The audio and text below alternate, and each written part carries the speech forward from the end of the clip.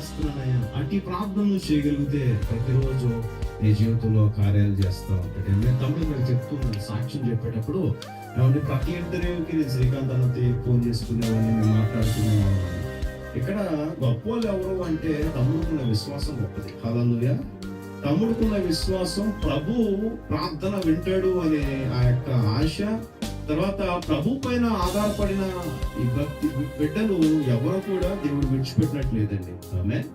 ఏమండి, ఆయన ప్రార్థన చేసి ఇంటర్వ్యూకి వెళ్ళే ముందు ప్రార్థన చేసేవాడు. 10:30 వరకు 10 కట్టేవాడు. నేను అప్పుడు ఆఫీస్ కాల్లో ఉండేవాడిని. But still we used to somehow by God's grace used to speak and I am telling that this work తన జీవితంలో కార్యం జరిగింది కేవలం క్రీస్తు వలనే. హల్లెలూయా.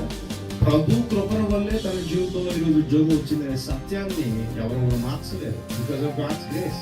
ఆమేన్. ఏ వ్యక్తి అయితే దేవుడి పైన సంపూర్ణమైన విశ్వాసం ఉంటాడో